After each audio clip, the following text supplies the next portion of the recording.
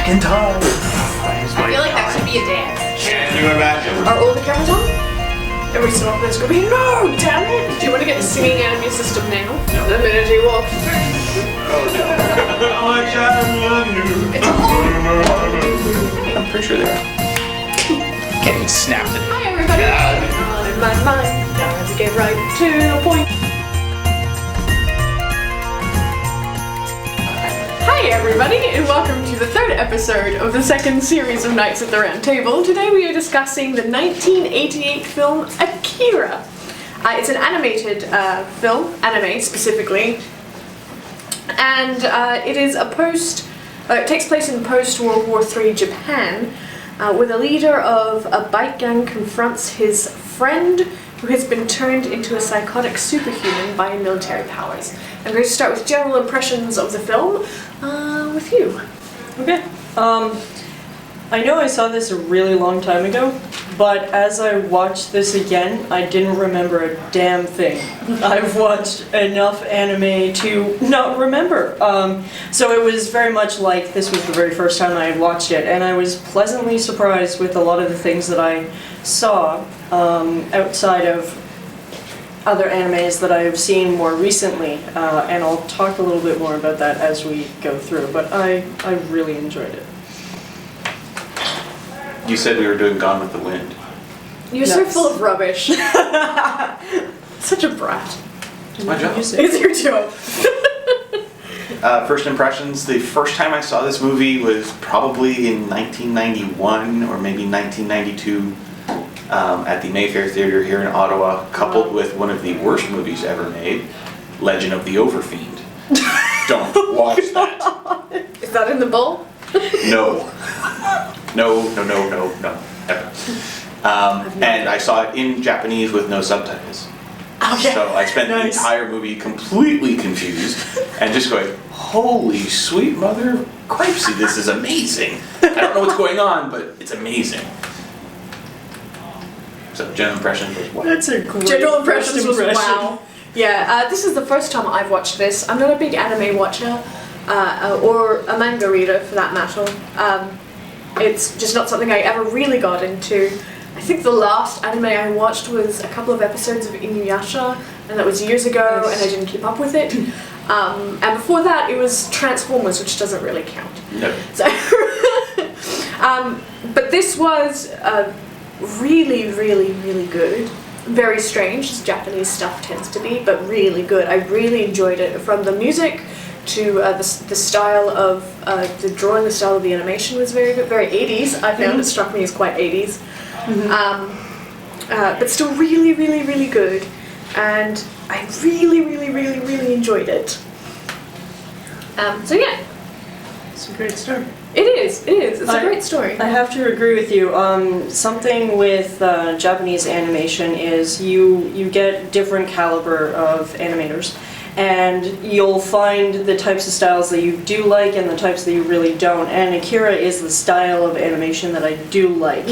I was a little bit creeped out by the kids, but the style They're supposed to be overall- creepy. Yeah, but the style overall was really good. I mean, it's not like Desert Punk, which I was yelling about earlier this morning.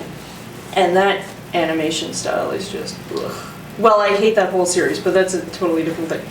But the animation was really good. Yeah, well, I mean, I grew up in Quebec, so we watched a lot of Japanese anime that was dubbed into French. So I saw a lot of anime. And Akira was so different from what we'd grown up watching. It, the animation style, there was full animated faces as opposed to just moving lips, moving eyes. Yep. So it was a big, this is one of the first films that was heavily computer animated as well. Yep. So this was hand-drawn with computer support. There's a few scenes where it becomes obvious as to, oh, computer animation. Not for me. That was not obvious for me. Oh, it's just from the practical side of, oh, you want to actually draw all those shards of glass? No. Yeah. Okay. Yeah, exactly. This animation, unlike a lot of Japanese animation that's out there, you'll find there's a lot that's just way too confusing, and the plot line for this was you understood what was going on. There wasn't Yeah. there wasn't points where they're like, we're just gonna throw this in there to mess with your brain. There was none of that. It was very logical.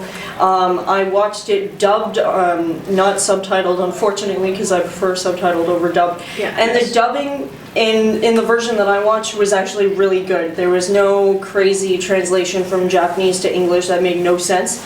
It was very fluent. There were some nice $5 words in there that I was pleased with. So I really just enjoyed watching the whole thing right from the beginning. Yeah, I mean, even that opening scene where it's, this zooming in from space, and then that slow, into darkness, and this slow pan back Yeah. to this giant crater with, the drum beat. Yeah. And it's just like, ooh, this is going to be interesting. Yeah, And- yes, the music Yeah. right from the start just caught me right away. The music in this was was written really good. before the film was done. Yes, Yeah, that's yeah, a I trivia read point that. of mine. Yeah. Like pretty much everything, the voiceovers, the music, Yeah. everything was done Which- before the actual Well, the animation. voiceovers done before the actual animation is fairly regular for US For animation, US, but not for Yeah, Japan. not for Japan. So the fact that they did it this way was Well, this movie had a pretty substantial budget for anime. 10 million, I think. At the time, that was a lot of money. Yeah, Yep. wow. Yep. Yeah. I mean, give me $10 million. No, Write a check, send it, we'll do something with it. Fantastic. we'll do something. And with the music too, it caught your attention a lot. There was a point where they pan over to Akira and it's just a light and it's completely silent until you get to him and then suddenly bam, the music is there and you're like, whoa. They did a really good job of the transition, and they even, when they meant to irritate you, when they did the flashback scene, the music that they had was this weird, like, high-pitched squealing that just, and I watched it with, like, my giant headphones on, I'm like, oh my god. But otherwise, like, the music really blended very well with the entire, the entire thing. Yeah, it really did. On the DVD, there's obviously some special stuff that's added in. And one of the ones was about how the music was written, and then the composer made it modular, so that they could lengthen, shorten, move things around to fit. And I was like, And it was edited after the fact. yeah, Yeah, and it was, it yes, was, it was yeah. heavily shuffled around to make it fit, to make it work. And I was just like, and this is done on like, from the video, it looked like, a first or second generation act or something. I'm like, oh god, that must have been horrible.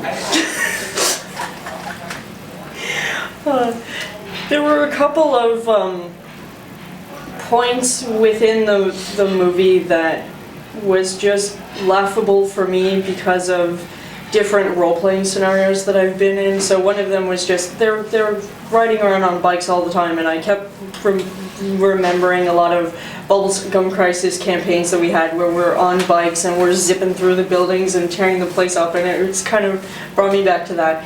And the bear.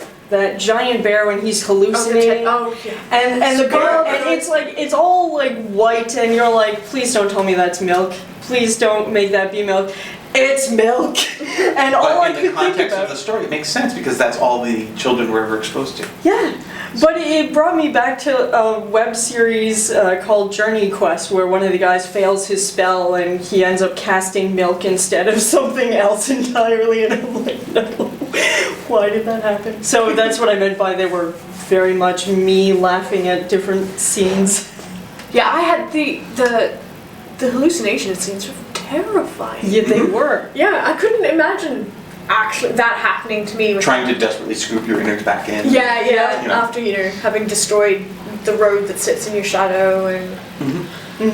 No, there's some, I think we're all agreed that technically the film is impressive. From Yeah. a technical perspective, it's extraordinarily well done. Yes. Yes. So now we can talk about the awesome story.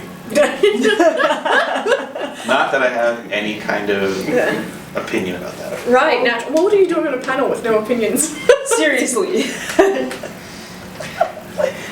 Yeah, no, go ahead. I really liked that nothing was entirely black and white in this movie. I mean, the character, Kaneda, sorry, still cracks me up. Kaneda. No, that's not how it's spelled. Ne. Kaneda. If you listen to it, that's how they say it. No. Uh. But he was, I liked that he was sort of a light-hearted smartass, and he was the only one who was really not quite so what's the word I'm looking for? His character is the only one who isn't quite so grey. I mean, he's a bit of a punk, but he's a good guy pretty much all the way through. Whereas his friend Tetsuo, he's the one who, well, after everything he goes through, it's no wonder why he has kind of a psychotic break. And he becomes himself kind of psychotic. And by kind of, I mean totally, he kills a ton of people. Oh, yeah. The general, the colonel as well, he was another great character. I mean, what he did to those kids was awful, but at the same time, he did seem very caring of them and protective of them. Well, and that's the thing is they were trying to find out what caused the Third World War that was so horrible. I mean, they blame this Akira character for losing control of power. So the research into it is how do we stop that from happening? Yeah. So, but still. There's a great motorcycle chase. At the beginning? At the beginning when of the they're chasing film. the clowns? When they're chasing the clowns. The clowns made me laugh. Well, I don't know, clowns terrify me now. Yeah, I don't have that problem. Yeah. I don't get it. Anyway. So when they're chasing, Tetsuo nearly crashes into one of these children who has escaped. And is, due to the use of the kid's power, somehow gets infused with this power and things start to go sideways from there. Yeah. Which is actually a pretty good inciting incident. Actually, I found. Well, because the first time you're like, what? Yeah. You know? Oh, those poor kids. Yes. I feel so badly for them. And yeah, they had such... And they're very smart. Well, that was the whole point, right? That's why they were the ones being experimented upon. Yes. They had the power, as it were. Yes, exactly. There's a song like that. I've got the power. I didn't want to do that. Throw back to high school. Okay, so I was going to throw something random into the mix. Squirrel. I ended up watching this on YouTube, and I ended up scrolling down to some of the comments. Oh, and you read YouTube comments? Oh, I did. Well, one of them stood out the most out of every single one of them. In fact, it's the only one I remember, and that was some guy who referred to this movie as nightmare fuel. And I laughed hysterically and went, no, if you want nightmare fuel, you want Elfenlied, you want Perfect Blue, or Technolize. All of those animes are way more... Yeah, they're way more nightmare fueling. Well, actually, I can see how... Yeah, I can see how this would be nightmare fuel. If you're one of those straight down the middle of the road people who don't expose themselves to anything unusual and you see this, but I mean, you are going to be spending the rest of your life going, I don't know what happened. Plot-wise, one, it's entirely plausible. Yeah.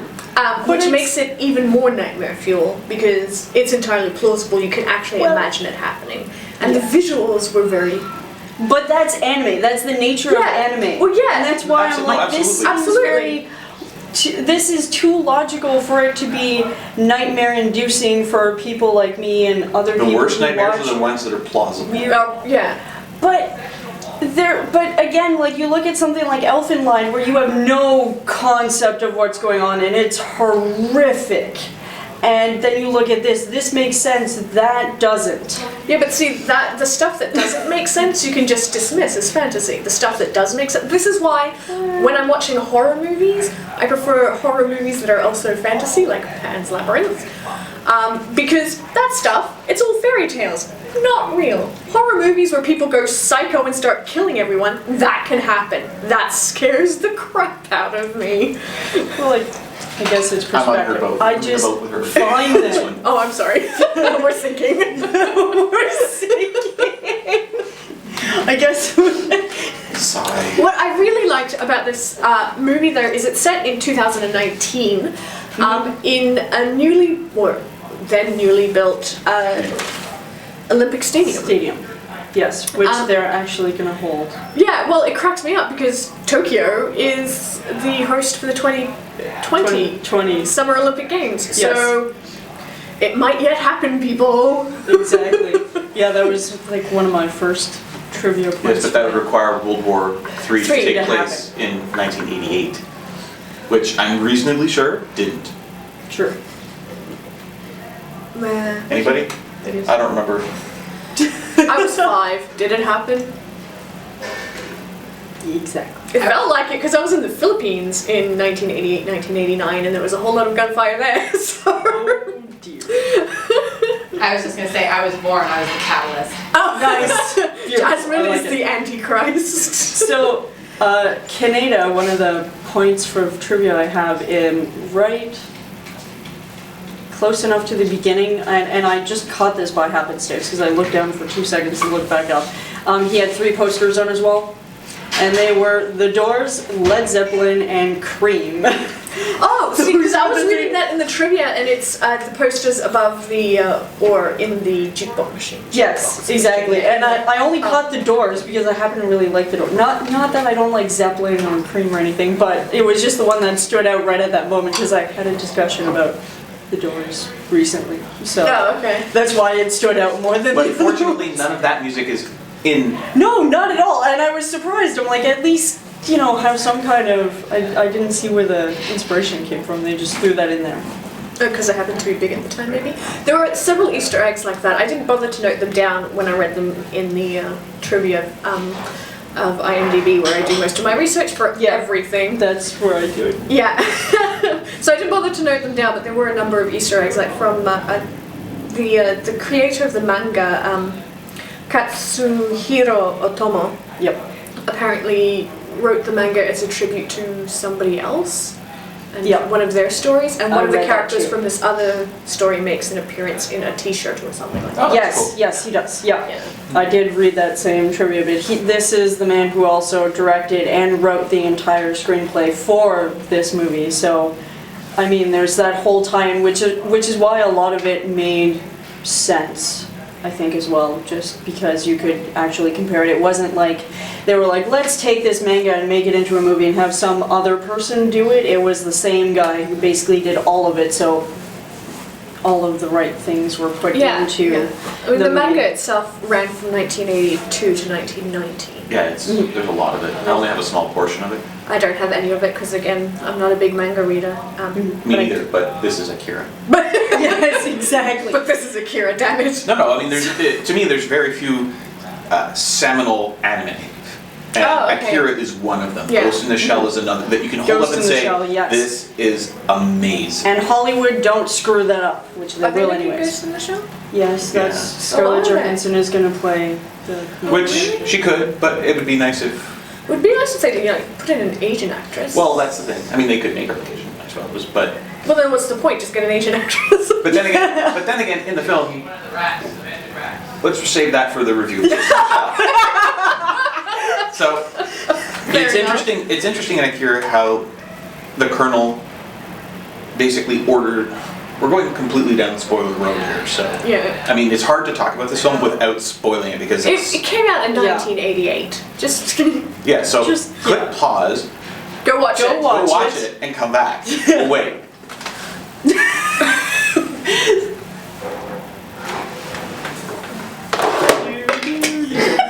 Way to go.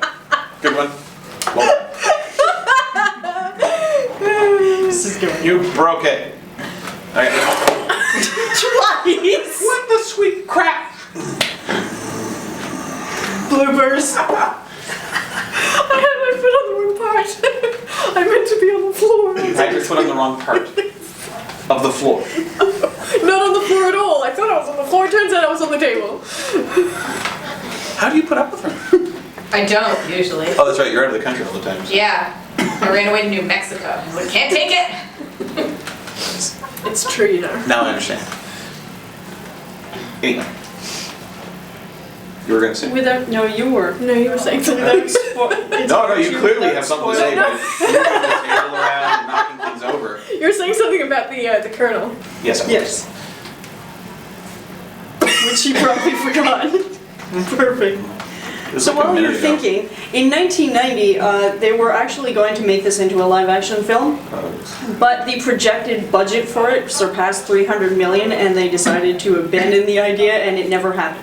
So I find it amusing. They that- keep coming back to talking about making a film, and it's just like, I mean, yes, we're probably at a point now that we could do it, Yep. but I don't know. I mean, maybe they do a good job. It's a question of who who gets put in charge and how off the rails they go. Yep. Do they go back to the original, like to the source material and start over? Because we've seen that happen a few times, and Yep. sometimes that comes out well.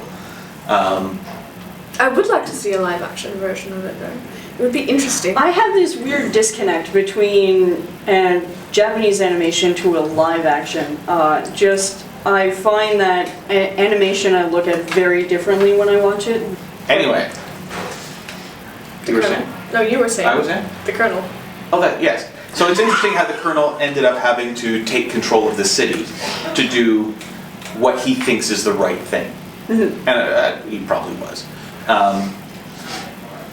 And the choices that end up, knocking over the civilian government that was clearly corrupt. Yep. Yep. And some of the funny, amusing things that happened down the road from that. But it is true that, Tetsuo, I mean, when we were talking beforehand, you were saying that he was that Tetsuo was the villain. And it's like, Yeah, no, sort of. he's the victim of Yeah, this. he's a victim. Yeah. He's the, he's just some poor kid who Kaneda takes care of and then gets infected, let's say, with this, and just, he doesn't have the strength to control it. It's one of those things of absolute power corrupts absolutely. He just, yeah. everything bad that he can think of happens. Yeah. And apparently that is turning into a gigantic gelatinous blob that eats Which is everything. very disturbing when you stare at it. No, that's the thing. Well, When you're watching that, you're just like, Because it turns oh into my. like a newborn baby almost. Exactly. Yes. That's the thing. Is it's just growing out of control and literally spewing itself all over the place. And I And like how that they- falls down to the holy crap. That's horrific. Yeah. Like Yeah. when you think about the power, this amazing power that he's given, and just how it completely takes him over, and he must have my attention span. That what? And all over the place. So it's an interesting journey for him because Well, interesting is a word for it. No, but it is a journey and it is interesting. I mean, Yeah. Well, it's interesting for the people watching it. yeah. Poor Painful Tetsuo. for him. But the end wraps up reasonably well, other than the does. fact that Tokyo gets destroyed again. But that's apparently Tokyo's That's job. that's what they always do. Always. And in role playing, Oh it god. gets exploded many times. Yeah. Good grief. But I like at the end how it wraps up, and you do end up feeling really, really bad for Tetsuo. Tetsuo, sorry. I'm sorry for my pronunciation. We all are. But it finishes with his voice, and that made me happy. It was very well done the way it wrapped up. Yep. So Go watch it. yeah. Yeah. We've already Definitely. waited, so hopefully you've already seen it and you're just nodding your head with us. But if you disagree, comments. And the thing too, it's like 2 hours long, and you don't feel the passage of time No, at it all. didn't feel that long. It goes when I was very watching quickly. Yeah, it does. Yeah. Very, it's very well quickly. paced and super fascinating. Like from the start, I was just, this is really neat. This film Yes. rewards someone who pays attention. Yes. If you're going to be clicking on your phone, which I'm guilty of, but if you look down, you are going to miss something. Yep. Well, Yeah. that's why I said Which I leads missed the to other two what? posters. Yeah. Yeah, I agree. All right, so we're going to wrap up with out of 5 stars. I'm going to start with you, Tom. 5. 5. It's good. I gave it a 4 Yeah, I gave it. because it's awesome. I gave it a 4 as well. I'm not that familiar with anime, so I don't know how it compares to other animes. That's why I gave it a 5. Yeah. It I've is seen the it. staple. Yeah, I've seen a lot That's too. the thing is growing up in Quebec, I saw a lot of really bad anime. Oh, Yeah. so did I mean, God. the bar has come up definitely since the the 2000s and up. Yeah. It's gotten much better. But Definitely. from that era, there's so much really terrible anime. Oh, Well, yeah, see, the reason why I gave it a 4 is the storyline was fascinating and engrossing. The music was absolutely perfect for the scenes that you could pick it out in. Most of the time I wasn't paying that much attention, but every so often you'll hear the music and it just really fits. And I really, really, really liked the animation. It was beautiful and grim, and it just really suited the mood of the film very, very well. So that's why I gave it a 4. So how could it have, with all of this praise that you're heaping upon it, how could it have possibly gotten a 5 then? It could have been Pan's Labyrinth. Then it would have gotten a 5. But Japanese animation has a separate Well, yes, of course. judging system. No. Are all, No, your it film, doesn't. are all your film ratings based on Pan's Labyrinth? No, just that Pan's Labyrinth is the only film thus far I would give top marks to. Okay. You get to pick. It's thirsty work picking the next movie. I'm gonna say They just picked the thing. Starship Troopers. God damn it, no. And what does it say? Starship Troopers. No, it doesn't. Oh. Bedknobs and Broomsticks. Your handwriting's terrible. Yes, I know, isn't it? She apologized I for that. did. It's Bedknobs and Broomsticks 1971. So in a fortnight, that's what we'll be watching. Then If she's- you have any thoughts about Akira? Are you American? American. Sorry, Americans, but really. No. If you have any apologize thoughts to about me. Akira, comments down to below, or we're also on Twitter and Facebook. Thanks very much for watching, and we'll see you next week when we're reviewing the book. I've forgotten already. It's okay, I forgot to. Carry good kind. Oh, Yes, yeah. Wizard's First Rule. Wizard's First Rule by Terry Goodkind. Which is, people are stupid. It is. Right. Okay. Bye!